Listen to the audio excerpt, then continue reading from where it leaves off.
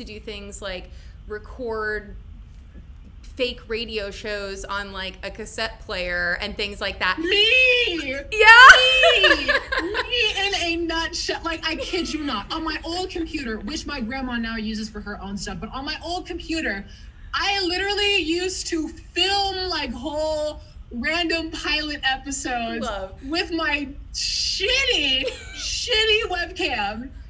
And I love it. Took it off and ran with it. What was the These ended up being like 7-minute long episodes, mind you. I love How it. the hell do I have enough interesting shit to do in my house for 7 minutes worth of content? But you did it. Explain that to me. But did any of that stuff end up on things like YouTube or Instagram? Like, did it end up on the internet? See, that's what I was like. If I were a kid, I feel like there'd be bad stuff on the internet. I'd be like, no one needs to see that. Just move along. Let's just keep moving. Absolutely not.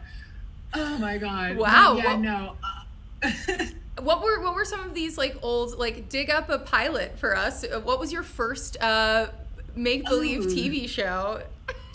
So my first make-believe TV show, oh god, this is so stupid. I've like literally never talked about this before. It was called Cabin Fever. Great. And basically, it's not even remotely close to what you might think it is. It's not a horror film? No. It is not a horror film. No, it's a science fiction. Is it 2020? No, I'm just concept. kidding. Ooh, I love science fiction. It's a science fiction concept. So basically, this 7-year-old child living in this house in the Bay Area gets abducted. The whole house, mind you, the whole house gets abducted by aliens. I'm in. The whole house gets abducted by aliens, and the entire episode is the 7-year-old child going through the portal of like the alien hub or whatever, traveling through time and space and stuff. And so literally the cliffhanger in the pilot episode is me looking out the window, seeing this alien world, seeing this space, was like, what's going on? Fade to black. Makeshift credits where half of them are like my family members. And then so it's just like, I love it. And the second episode is like, oh, this alien planet is actually just a mall food court. And like, no, I'm just kidding. Just a mall food court. I can't. That's amazing though. That's so cool. How did you create a portal? Were you like climbing through the laundry? I got stock footage off of Pond 5 and Shutterstock. Nice. But you're still... Yeah, I didn't know how to do VFX back then, so like you stick me in front of Blender, Cinema 4D, Maya, and you tell me make cool shit, you're not gonna get anything. Well, I can relate because I just upgraded from iMovie, so I'm right there with you. Nice. I'm just learning how to use... I have not left Windows Live Movie Maker. I still use Windows Live Movie Maker to edit things together. I kid you not. I mean... And it has gotten me this far. What about... musically, you clearly have been at this for a while. I mean, no one just wakes up and makes a track like Rumor. And as we saw in the Goldies video, you already had Rumor like a couple of years ago. Yeah, it's been sitting for a hot minute. But yeah, I first started writing Rumor when I was 14, and I guess like kind of like every negative experience in my life as I was starting to find my identity as, a non-binary person, it took me aback. And, that's what prompted me to write the words, how could I have been so stupid? Because, every now and then I have regrets about coming out and, being open and stuff of that nature. So it's just really hard for me to kind of push through that.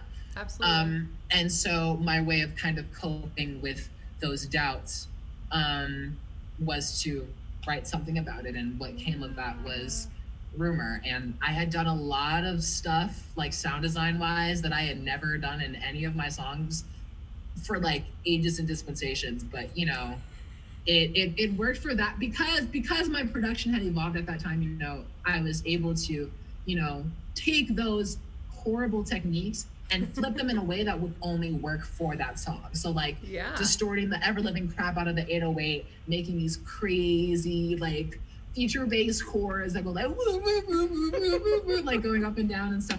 You know, like that's just, you know, I think for me, it's just, you know, I've always like tried my best to, you know, be as creative and as forward with my music as possible, so that when, you know, you listen to any of my songs and you know it's me, and you know that this is something that I am capable of creating and that I am capable of expressing properly at that. So yeah. Well, I love to hear you say that you were very daring with your techniques. You kind of took these like bad techniques and turn them into something beautiful, because I feel like that also resonates with the message of the inspiration for the song, right? Like you took these terrible moments in your life and you kind of like said, fuck it, they're gonna make something really beautiful for me. And then for you to perform that song on stage in front of A-Track and Busy P and Alice in Wonderland and Yeah Me Too and all these like amazing people that I am like so inspired by too. Like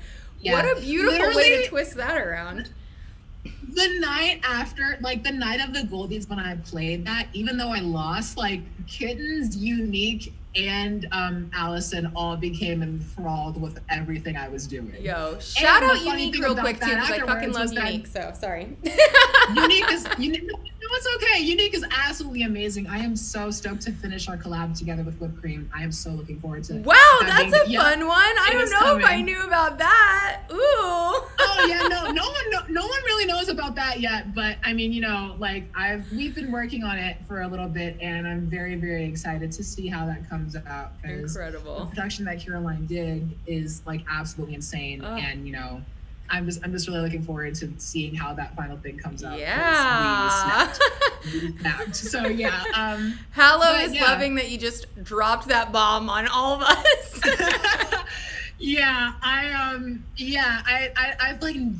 I've not really told anybody about that. I've been working on like, you know, other like really sick collabs with people that I really look up to. So that's amazing.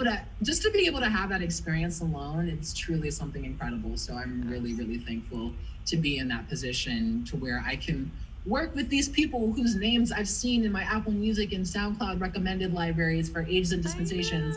And now I finally get to sit down and work on a track that will end up in somebody else's recommended library or playlist sometime in the future, whenever it may be finished or coming out. I know. Yeah, I'm just very grateful